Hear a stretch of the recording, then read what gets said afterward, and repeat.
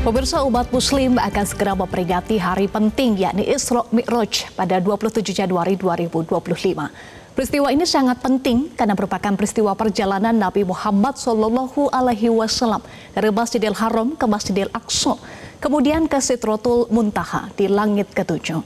Lantas apa yang bisa dipetik dari peristiwa ini dalam kehidupan sehari-hari masyarakat? Berikut kita simak ulasan jurnalis Metro TV Al-Hadi Habibi dengan akademisi UIN Banda Aceh Haji Teuku Zulkhairi.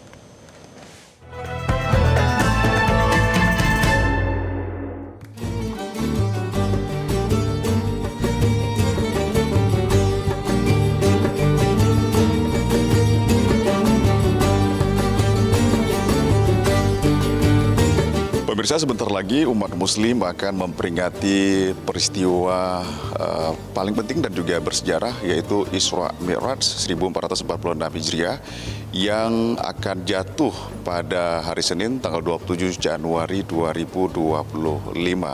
Lalu apa yang bisa dipelajari dan dimaknai dari peristiwa Isra Mi'raj? Saya akan membahasnya bersama dengan cendekiawan Muslim dan juga akademisi dari Universitas Islam Negeri UIN Araniri Banda Aceh, Dr. Haji Teuku Zulkhairi MA. Assalamualaikum, Tengku. Waalaikumsalam warahmatullahi wabarakatuh. Ya, sehat Tengku ya? Alhamdulillah sehat. Terima kasih banyak. Tengku, ini berbicara mengenai Isra Mi'raj. Apa sih sebetulnya peristiwa Isra Mi'raj itu dan bagaimana kita selaku umat Muslim terutama memaknai peristiwa Isra Mi'raj ini? Baik, terima kasih banyak. Assalamualaikum warahmatullahi wabarakatuh. Sebagaimana yang kita pahami bahwa perjalanan Isra Mi'raj Nabi Muhammad SAW yang dimulai dari Masjidil Haram di Mekah, Isra-nya dari Masjidil Haram di Mekah ke Masjidil Aqsa di Palestina, lalu kemudian beliau dimi'rajkan oleh Allah Subhanahu wa taala ke Sidratul Muntaha. Sesungguhnya peristiwa ini tentu saja memberikan banyak pelajaran, banyak renungan, dan ini juga merupakan fondasi bagi umat Islam dalam membangun peradabannya, struktur sosialnya, dan gerakan intelektualnya. Nah, kita melihat bahwa perjalanan spiritual Nabi Muhammad dari Masjidil Haram ke Masjidil Aqsa di Palestina ini menandaskan bahwa Islam itu sebagai sistem global yang mana dia meliputi dari satu negeri ke negeri yang lain, dan di sisi yang lain juga ketika Allah memi'rajkan Nabi Muhammad, Allah sedang memberitahu kita sebagai hambanya bahwa sesungguhnya persoalan-persoalan yang kita hadapi di dunia ini itu kecil di hadapan Allah.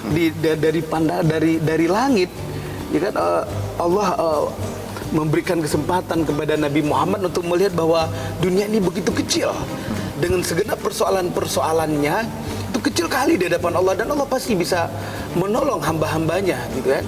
Jadi bahwa Islam yang dibawa oleh Nabi Muhammad bukan hanya meliputi persoalan dunia, tapi juga persoalan akhirat. Maka ketika beliau mi'rajkan, Allah perlihatkan kepada beliau bukan hanya pemandangan dunia yang kecil ini di hadapan Allah, ya kan, sehingga persoalan apapun akan bisa dibantu oleh Allah, ditolong oleh Allah, tapi juga di sisi lain Allah juga perlihatkan kepada Nabi Muhammad bagaimana pemandangan-pemandangan yang akan menjadi gambaran peristiwa di hari akhirat, gitu kan. Ada orang yang diperlihatkan kepada Nabi Muhammad, dia menanam di pagi hari, sorenya dia sudah memanen. Dia panen, kemudian tumbuh lagi tanaman yang dia panen ini. Nah, jadi kalau kemudian Nabi Muhammad bertanya kepada malaikat Jibril, siapa dia? Ternyata dia itu adalah orang-orang yang membela agama Allah, berperang di jalan Allah. Jadi dia mendapatkan pahala seperti dia menanam di pagi hari, sore hari langsung nampak hasilnya. Jadi kan Allah beri kabar gembira kepada Nabi Muhammad bahwa orang-orang yang melakukan kebaikan, pengorbanan untuk Islam itu akan dibalas oleh Allah dengan balasan yang sangat menakjubkan. setiap tahun umat Muslim di seluruh dunia memperingati peristiwa Isra Mi'raj. Tapi kemudian bagaimana kita bisa mengambil pesan dan juga hikmah dari peristiwa Isra Mi'raj tersebut begitu, agar kemudian pesan-pesan dari Isra Mi'raj itu betul-betul bisa kita aktualisasi dalam kehidupan kita sehari-hari. Ya, betul sekali. Nah, jadi yang pertama itu tadi bahwa dalam konteks kehidupan kita sebagai bangsa dan negara saat ini, sesungguhnya tantangan apapun yang kita hadapi akan bisa kita selesaikan dengan syarat kita jangan lupa untuk selalu menyandarkan kepada Allah. Jadi kuncinya adalah kita perkuatkan keimanan kita, apalagi jelas bahwa dari peristiwa Isra Mi'raj ini menunjukkan kemahabesaran Allah, kecil semuanya apa yang ada di dunia ini di hadapan Allah. Kemudian yang kedua adalah bahwa esensi utama dari Isra Mi'raj ini adalah di mana Rasulullah menerima perintah sholat, kewajiban sholat 5 waktu, yang ternyata sholat ini dia ini bukan sekedar ibadah seperti ibadah-ibadah yang lain, ya kan? Yang pertama tentu sholat ini menjadi berbeda dengan ibadah yang lain karena memang ibadah sholat ini diterima oleh Rasulullah langsung dari Allah, gitu kan? Kalau ibadah yang lain seperti zakat, gitu kan, puasa kan diperintahkan melalui malaikat Jibril. Nah, ini langsung diterima. Ini menunjukkan betapa spesialnya ibadah sholat. Nah, hari ini ketika kita ingin umat Islam ini menjadi bangkit, berjaya, kita bisa memperbaiki semua kerusakan-kerusakan yang terjadi, maka sholat ini adalah jawaban yang paling utama. Apalagi Islam menegaskan bahwa sholat itu as-salatu imaduddin, sholat itu adalah tiang agama. Artinya kalau kita ingin meraih kebangkitan bersama Islam ini, tiang ini harus kita betul-betul perkuatkan. Jadi umat ini harus diajak sholat, tidak meninggalkan sholat 5 waktu, gitu ya. Karena memang sholat ini bukan dia ini sekedar kewajiban yang akan melepaskan kita dari siksaan nanti di hari akhirat, tapi juga dia adalah energi. Ya, karena kan akan mampu menjaga ini kita yang moralitas gitu ya. Nah, dalam konteks sekarang Tungku, mungkin kalau kita kaitkan gitu relevansinya, apa kira-kira yang dalam keseharian ya katakanlah konteks peristiwa Isra Mi'raj yang dilakukan oleh Rasulullah begitu ke kehidupan kita sehari-hari ini. Perjalanan Isra Mi'raj Rasulullah ini tentu mengajarkan kita dan bisa menjadi renungan kita untuk menjadi energi perbaikan dalam semua sendi dan bagi siapa saja umat Islam. Apakah dia masyarakat biasa, apalagi dia seorang pemimpin. Nah, yang pertama kita melihat dari serentetan peristiwa ini semuanya mengajarkan kepada hal tersebut, gitu ya. Sebagai masyarakat biasa kita akan bisa melihat bahwa perintah sholat yang diterima oleh Rasulullah langsung dari Allah Subhanahu Wa Taala. Bagi kita semuanya, siapapun dia, sholat ini adalah tiang agama, kewajiban setiap Muslim, dan melalui sholat ini dia akan mendapatkan pertolongan Allah. Ini yang paling esensial.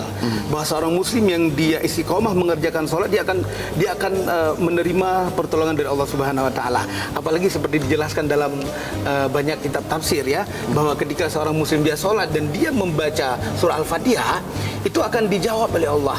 Nah, ketika dia baca Alhamdulillahirabbil alamin. Jadi dalam kitab tafsir disebutkan nanti ketika kita baca Alhamdulillahirabbil alamin ini dijawab oleh Allah, telah memujiku oleh hambaku. Artinya bahwa sholat ini adalah media kita berkomunikasi dengan Allah. Yang ketika kita berkomunikasi dengan Allah, kita baca semua bacaan-bacaan dalam sholat kita, maka Allah itu pasti akan menolong kita.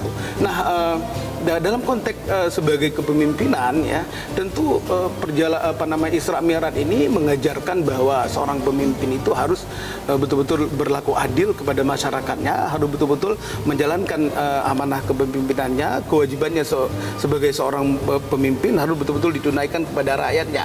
Buktinya adalah Rasulullah ketika Mi'raj itu diperlihatkan berbagai gambaran orang-orang yang melakukan kecurangan, gambaran orang-orang yang melakukan kezaliman dan kerusakan-kerusakan. Banyak sekali diperlihatkan oleh Allah bahwa orang yang dia memakan harta anak yatim, yang tidak mau membayar zakat, yang tidak berlaku adil dan sebagainya, diperlihatkan oleh Allah ketika Mi'raj itu di langit, diperlihatkan kepada Rasulullah. Ini gambaran kehancuran yang akan terjadi bagi orang-orang yang tidak amanah, bagi orang-orang yang tidak adil, bagi orang-orang yang dia tidak melaksanakan kewajibannya, orang-orang yang tidak melaksanakan amanah kepemimpinannya. Baik buruknya keadaan sebuah negara tergantung bagaimana pemimpin itu menjalankan amanah kepemimpinannya. Terakhir Tungku, mungkin apa yang bisa Tengku sampaikan kepada masyarakat terutama umat muslim agar hikmah dari Isra Mi'raj ini bisa kita ambil secara maksimal begitu.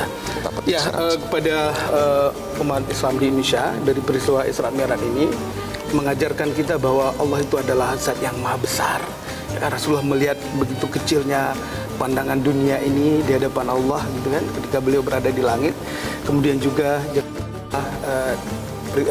esensi dari sejumlah peristiwa yang dilihat oleh sejumlah pemandangan yang dilihat oleh Rasulullah ketika beliau Mi'raj, juga perintah sholat yang memang ini adalah betul-betul sangat krusial bagi kita seorang muslim. Dan kemudian yang terakhir adalah jangan kita lupakan bahwa Rasulullah itu Mi'raj itu dari Masjidil Aqsa ke Sidratil Muntaha.